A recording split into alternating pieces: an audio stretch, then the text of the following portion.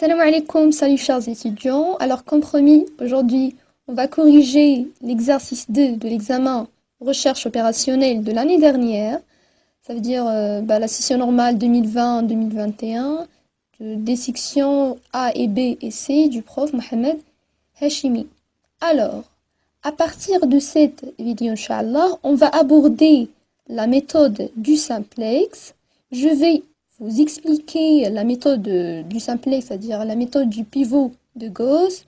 On va savoir comment élaborer le premier tableau, comment passer aux itérations successives de ce tableau.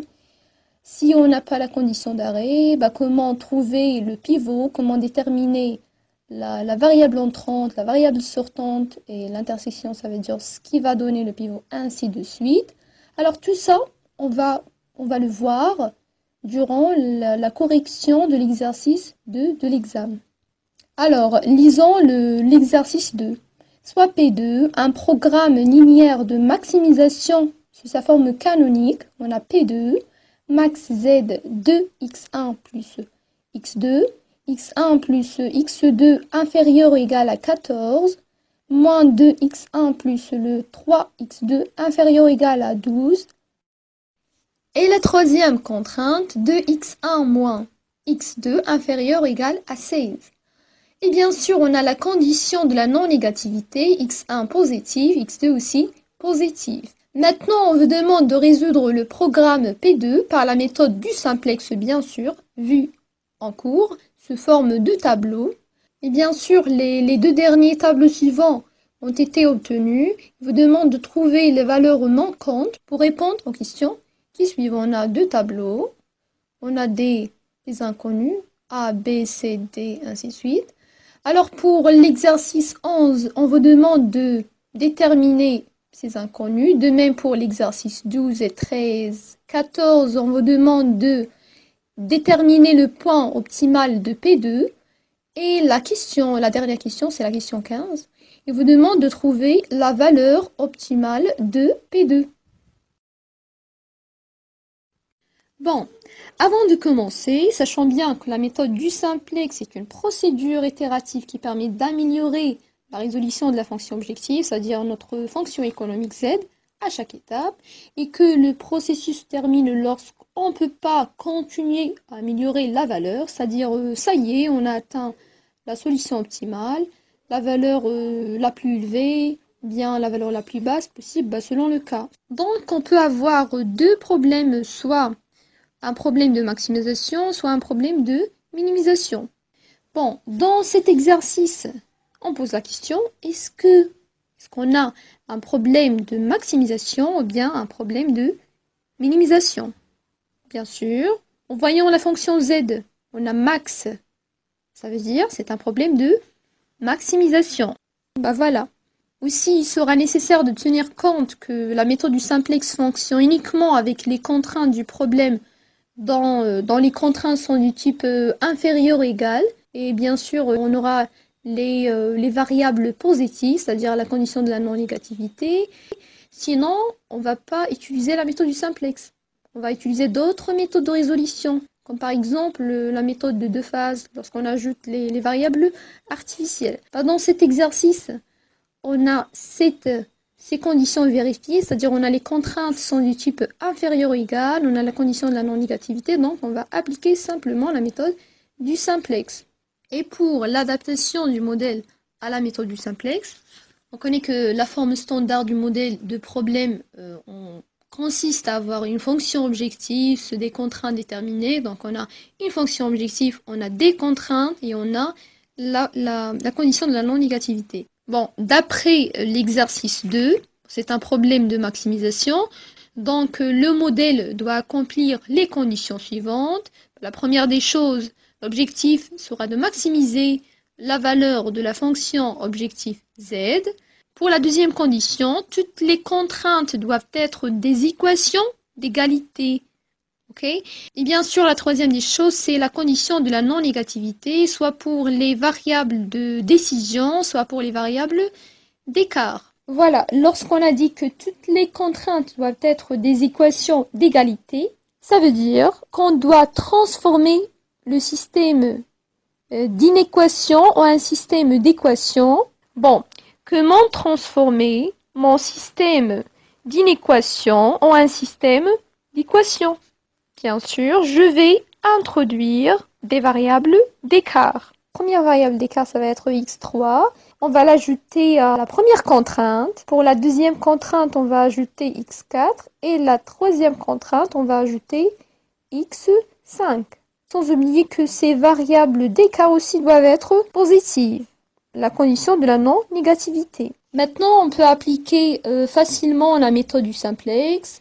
Bon, la première des choses à faire, c'est élaborer le premier tableau, puis poser la question, est-ce qu'on a la condition d'arrêt? Si oui, on a trouvé la réponse. Sinon, on doit choisir la variable entrante, puis la variable sortante, et bien sûr l'intersection, ça donne le pivot.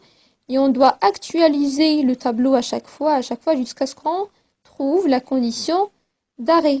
Ok? Alors, premièrement, première des choses, c'est élaboration du premier tableau. Le premier tableau se présente comme ça. Ici, vous écrivez B majuscule, B minuscule, x1, x2, puis x3, x4, x5 juste à côté. Bon, personnellement, j'écris les variables de décision en vert et les variables d'écart en rouge. C'est juste un choix. La colonne B majuscule correspond à la base. Pour le premier tableau, on recopie les variables d'écart x3, x4, x5 dans la base.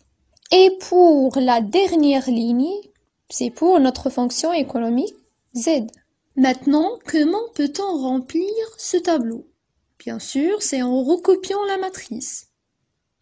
Ça veut dire que d'après le système P2, on va essayer de remplir ce tableau. Bon, pour la première ligne de x3, on recopie la première contrainte, les coefficients de la première contrainte. Voilà notre système. On cherche la première contrainte, bien sûr c'est 1x1 plus 1x2 plus 1x3 égale à 14. Alors pour le B, on écrit 14. Pour x1, on écrit le coefficient qu'on a, c'est 1. Pour x2, on a le coefficient 1. Pour x3, le coefficient 1 de même. Et puisqu'on n'a pas x4 et x5 dans la première contrainte, on écrit 0 et 0. Maintenant, la deuxième ligne. La deuxième ligne correspond à la deuxième contrainte. De même, on cherche les coefficients. La deuxième contrainte, c'est moins 2x1 plus 3x2 plus 1x4 égale à 12. Bien sûr, c'est pour le petit b, c'est 12. Pour x1, on a le coefficient moins 2. Pour x2, on a le coefficient 3. Pour x3, on n'a pas x3 dans la deuxième contrainte, donc on écrit 0. x4, c'est 1. On n'a pas x5, on écrit 0. Pour la troisième ligne de x5, on recopie les coefficients de la troisième contrainte. La troisième contrainte, c'est 2x1 moins 1x2 plus 1x5 égale à 16. Donc pour le petit b, c'est 16. Pour x1, c'est bien sûr le coefficient 2. x2, le coefficient moins 1.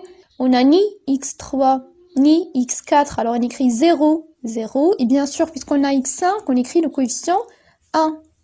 Maintenant, pour la dernière ligne, ça correspond à la fonction économique z. Notre fonction, c'est 2x1 plus 1x2 plus 0, x3, 0, x4, 0, x5. Donc, on recopie tous ces coefficients.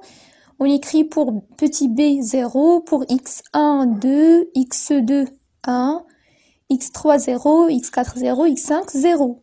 Voilà, on a réussi à trouver notre premier tableau. Maintenant, on pose la question. Est-ce qu'on est à l'optimum? C'est quoi la condition d'arrêt? La condition d'arrêt, c'est lorsque l'optimum est atteint. Ça veut dire que tous les coefficients de la fonction z sont négatifs ou nuls. Ben voilà, la dernière ligne de z, on a 0, 2, 1, 0, 0, 0. Donc on a des coefficients qui sont positifs. Donc on n'est pas à la condition d'arrêt. On n'a pas la condition d'arrêt. Donc la réponse est non. Puisqu'on n'a pas la condition d'arrêt, on doit itérer notre tableau. Ça veut dire qu'on doit passer à d'autres itérations. pas? Puisque la réponse est non, on doit chercher la variable entrante, la variable sortante, le pivot. Ok, jusqu'à ce qu'on trouve la condition d'arrêt. Alors, pour ceux qui ne connaissent pas c'est quoi variable entrante, variable sortante, pivot, je vais faire un petit rappel. Bon, pour déterminer la variable entrante, je repère le coefficient de z le plus positif. Ça veut dire le plus grand de ces coefficients qui est positif. Pour déterminer la variable sortante, je repère le plus petit rapport positif. Bien sûr, on travaille sur le tableau 1, ça veut dire sur notre premier tableau. Et pour le pivot, c'est simple, c'est l'intersection de la ligne du pivot et de la colonne du pivot. Voilà. Donc, commençons par chercher la variable entrante. Je repère le coefficient de z le plus positif. Donc, je passe à la dernière ligne de z, je regarde les coefficients et je cherche le plus grand positif. Bien sûr, c'est 2. 2, c'est le coefficient le plus grand de z.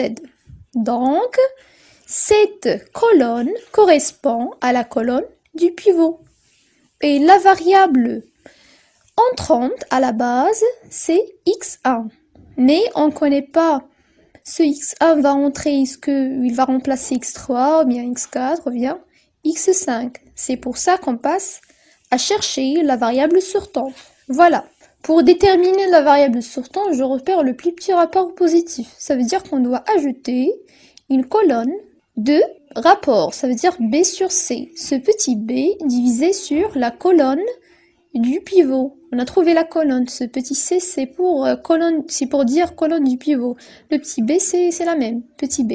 On a dit que pour trouver la variable sortante, je dois repérer le plus petit rapport positif. Donc, on doit calculer les rapports. Effectuer le rapport des contraintes au coefficient correspondant. Pour trouver le premier rapport, on va faire 14 divisé par 1, ça donne 14. Pour la deuxième, 12 divisé par moins 2, ça donne moins 6.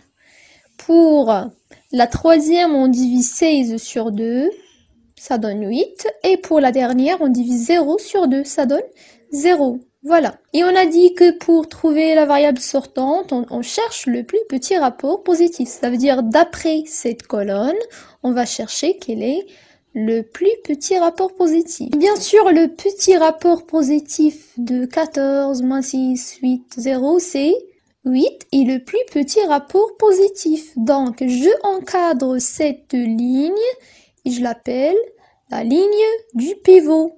Et cette variable x5, ça va être la variable sortante. Voilà. Donc, jusqu'à maintenant, on a trouvé la variable entrante qui est x1. On a trouvé la variable sortante qui est x5. On a trouvé la ligne du pivot, la colonne du pivot. Il nous reste à trouver le pivot.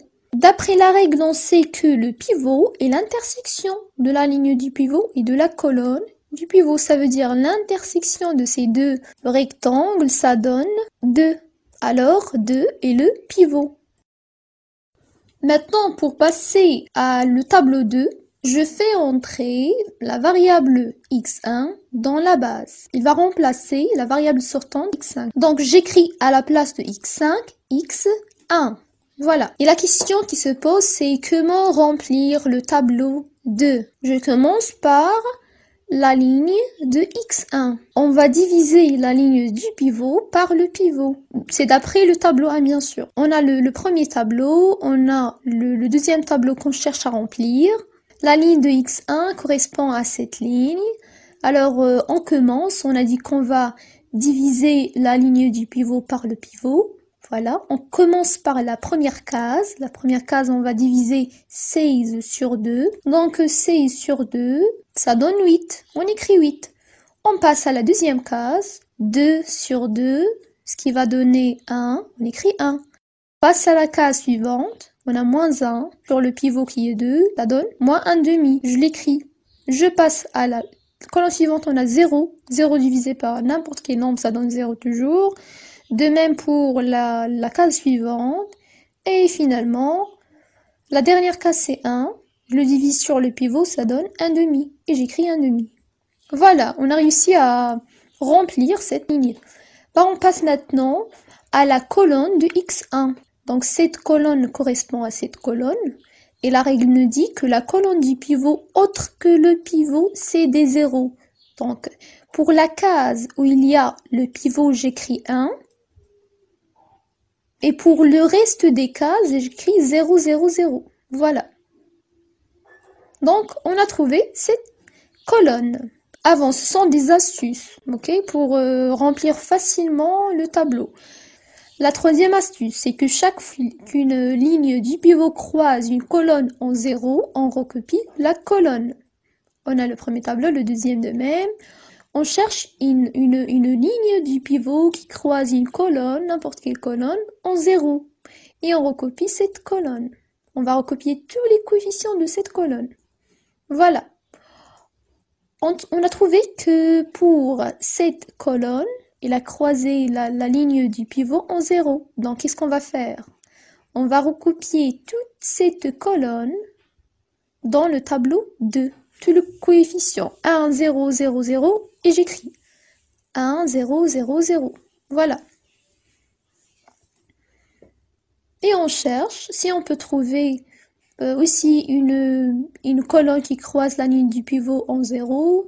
Et bien sûr, on a trouvé une autre. Voilà, pour x4, la colonne de x4. On a trouvé 0, 1, 0, 0. Donc, ce que je vais faire, je vais recopier tous ces coefficients. Voilà. Maintenant, pour le reste, ça veut dire tous les autres éléments, je les calcule à l'aide de la méthode du rectangle. Premièrement, on va expliquer c'est quoi la méthode du rectangle et après on va calculer chaque case. Pour la méthode du rectangle, c'est très facile, c'est pas grand chose. Vous allez juste appliquer une petite règle et après calculer. Vous devez juste faire attention au calcul. Bon, commençons par ceci. On a A, B, C, D. Supposons que A c'est le pivot par exemple. Et on cherche à passer du tableau 1 au tableau 2. Alors qu'est-ce qu'on va faire? Bien sûr, on connaît que pour la colonne du pivot autre que le pivot, c'est 0. Pour le coefficient, bien sûr. Donc, le pivot, je le remplace par 1. Les autres éléments, je les remplace par 0. Pour la ligne du pivot, je la divise sur le pivot, bien sûr. A sur A, c'est 1. B sur A, c'est B sur A. Voici. Il nous reste cet élément. Lorsqu'on a dit les autres éléments, je les calcule à l'aide de la méthode du rectangle.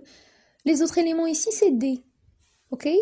Alors, on sait très bien que la règle nous dit que pour chercher le nouveau D, ça veut dire du deuxième tableau, on prend l'ancien D moins B sur C. Les éléments qui sont à la diagonale, je fais la multiplication. Deux éléments B fois C divisé sur A, qui est le pivot. Rappelez bien. Ce qui va donner D'. On va l'appeler D' pour ne pas écrire toute cette formule. Parce que ce sont juste des calculs, c'est bien. Voilà, on a D' égale l'ancien D moins B fois C, les éléments diagonales, multiplication des éléments diagonales, divisé par A, qui est le pivot. Alors pour les 9 cases restantes, on va les calculer par cette méthode. Commençons par la première case. Juste pour simplifier cette méthode, pour le D, je vais colorier la case de D en bleu. Pour les éléments de diagonale, je vais les colorier en, je sais pas c'est quelle couleur, en orange. Et pour le pivot, je vais, bien sûr, c'est entouré, donc c'est en rouge, c'est bien. Bon, voici la première case. Cette case correspond à cette case du tableau 1, tableau 2. Donc ça, c'est D', le nouveau D qu'on cherche. Ça, c'est D ancien qu'on avait. Les éléments du diagonal, c'est 1. Et on descend, on trouve 16. Donc ce sont les éléments diagonales. Je vais les colorier en orange. Voilà, 1, 16. Et le pivot, c'est en rouge. Il est déjà entouré en rouge. Voilà, je vais écrire D moins l'ancien élément, moins les éléments de diagonale, bien sûr multiplication des éléments de diagonale, divisé par le pivot en rouge qui est 2. Je calcule et je trouve 6. C'est le D'. Et j'écris 6. On passe à la case suivante. Cette case correspond à 12. L'ancien élément c'est 12. Le nouveau élément, on le cherche. Et j'écris que les éléments de diagonale sont 6 et moins 2. Le pivot, ça reste le même, c'est 2 toujours. On écrit l'ancien D moins les éléments diagonales, la multiplication des éléments diagonales divisé par le pivot. Je calcule et je trouve 28. De même, je passe à la case suivante. Cette case correspond à cette case, donc l'ancien élément c'est 1. Je cherche le nouveau élément maintenant. Les éléments de la diagonale sont 1 et je descends, je trouve moins 1. Donc on va faire la multiplication de ces deux, 1 et moins 1. J'écris 1 moins 1 fois 1 divisé par le pivot qui est 2. Et je trouve 3 sur 2. J'écris 3 sur 2. Je passe à la case suivante. Je trouve que l'ancien élément c'est 3. Je cherche le nouveau élément, j'applique la règle. On écrit l'ancien D moins la multiplication des éléments de la diagonale, moins 2 moins 1 divisé par 2. Je calcule et je trouve 2. J'écris 2. Je passe. Ici, on a l'ancien élément, c'est 0. Les éléments de la diagonale sont 16 et 2. J'applique la règle. 0 moins 16 fois 2 divisé par le pivot. Ça donne moins 16. J'écris moins 16 facilement.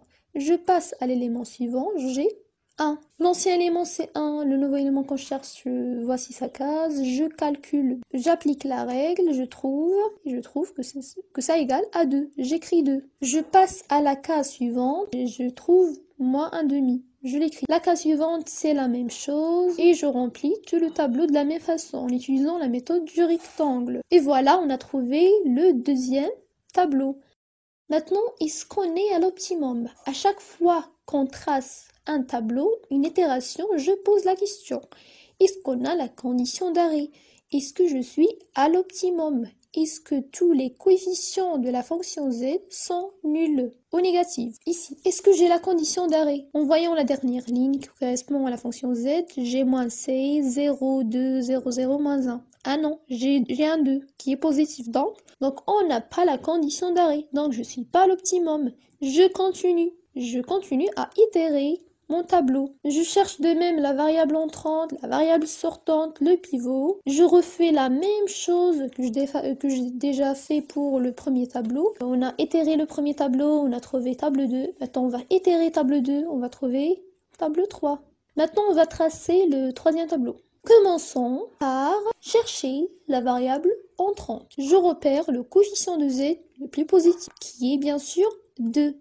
2 est le coefficient de z le plus grand positif. Alors, ça correspond à quoi? Cette colonne correspond à la colonne du pivot. Et je déduis que la variable entrante est x2. Maintenant, je passe à chercher la variable sortante. Bien sûr, je dois calculer les rapports. Je repère le plus petit rapport positif. Effectuer le rapport des contraintes au coefficient correspondant, je divise cette colonne sur l'autre. Je calcule, je trouve 4, 14, moins 16 et moins 8. Et bien sûr, je sais très bien que pour déterminer la variable sortante, je repère le plus petit rapport positif. Le plus petit d'après cette colonne, bien sûr c'est 4 parce qu'il est positif et les petits bas c'est 4. Voilà, 4 est le plus petit rapport positif. Alors cette ligne, ça va être la ligne du pivot. Et la variable x3, ça va être la variable sortante de la base. Elle va sortir de la base. Et la variable qui va entrer, c'est x2. Voilà, donc on a trouvé la variable entrante qui est x2, la variable sortante qui est x3. Maintenant, il nous reste de trouver le pivot. On sait très bien que c'est l'intersection des deux, de la colonne du pivot avec la ligne. Donc, en voyant l'intersection, on trouve que le pivot est 3 sur 2. Voilà. Maintenant, pour passer au troisième tableau, je vais faire entrer x2 dans la base. Ça veut dire x2, on va écrire x2 à la place de x3. On remplit le tableau 3 de la même façon. Les astuces, voici table 2, table 3. Voilà, cette ligne correspond à cette ligne. Je divise la ligne du pivot par le pivot. Voilà, on a réussi à remplir cette première ligne. Maintenant, je passe à la colonne où il y avait la variable entrante. Pivot autre que les pivots, ce sont des zéros. Donc, cette colonne correspond à cette colonne. Pour la case du pivot, j'écris 1. Pour le reste, ce sont que des zéros. Maintenant, l'astuce suivante, c'est que chaque fois qu'une ligne du pivot croise une colonne en 0, on recopie. On va recopier tous les coefficients de cette colonne. On cherche l'intersection de ces deux en 0. On trouve 7, on a 0 et on a 0. Donc cette colonne, je la recopie facilement. 0, 0, 1, 0. J'écris 0, 0, 1, 0. Je trouve aussi qu'il y a que cette colonne croise la ligne du pivot en 0. Donc, je recopie cette colonne qui correspond à x4. Je la recopie facilement. Voilà. La dernière des choses, c'est de calculer les autres éléments à l'aide de la méthode du rectangle. Je remplis mon tableau facilement en appliquant la méthode du rectangle et je fais attention au calcul. Finalement, on a réussi à remplir toutes les cases du tableau 3. Et de même, on pose la question, est-ce qu'on est à l'optimum? Qu'est-ce qu'on doit faire pour savoir est-ce qu'on a la condition d'arrêt? La condition d'arrêt, c'est que lorsque tous les coefficients de la fonction z sont négatifs ou nuls.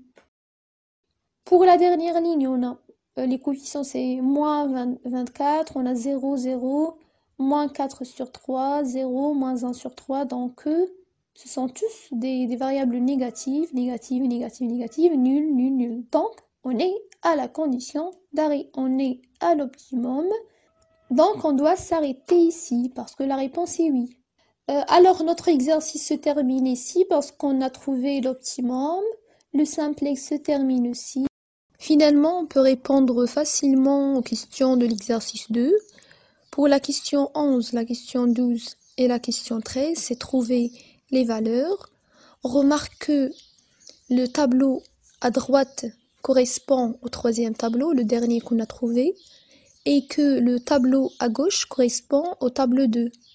Alors, d'après le deuxième tableau qu'on a trouvé, on peut dire que A égale à 28 et que B, puisqu'on a moins B égale à moins 16, alors B égale à 16. Et pour le coefficient le suivant, on a C égale à 3 sur 2. Pour D, on a 2. Pour la valeur du coefficient E, c'est bien sûr c'est moins 1. Et voilà, on a trouvé les valeurs des coefficients correspondant au tableau 2. Et d'après le troisième tableau, on peut trouver le reste de ces coefficients. Pour le F, c'est 4. Pour G, c'est 10. Pour moins H, c'est moins 24. Donc H égale à 24. Pour le coefficient suivant, on a I égale à 2 sur 3. Pour J, moins 4 sur 3. Pour K, moins 4 sur 3 aussi.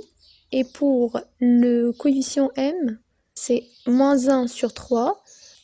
Pour N, 1 sur 3. Pour P, moins 1 sur 3. Voilà, donc on a trouvé toutes les valeurs. Maintenant, on peut juste entourer les réponses correctes. On a trouvé pour A 28, B, C, etc. On peut les écrire ici et chercher les réponses correctes. La question 11, B et D, parce qu'on a petit b égale à 16. On a E égale à moins 1. Pour la question 12, on a petit d égale à 2. Pour la question 13, on a f égale à 4. Petit m égale moins 1 sur 3. Pour le n, 1 tiers. Pour p, moins 1 sur 3. Donc, il nous reste la question 14 et 15. La question 14. Parmi les points suivants, lequel est un point optimal de P2? On sait très bien que le point optimal, c'est x1, x2, puisque ce sont les variables de décision.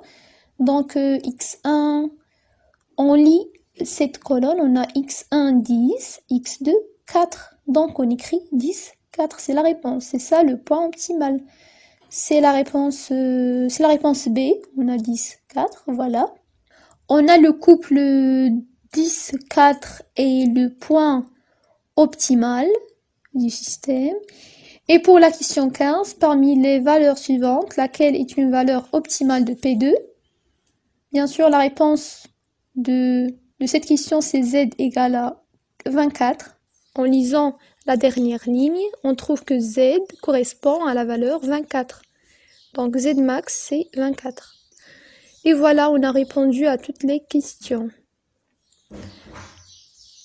La question 11, B et D. La question 12, la réponse correcte c'est A. La question 13, A, B, C, D. Et la question 14, la réponse B. Et de même pour la question 15, la réponse correcte c'est B.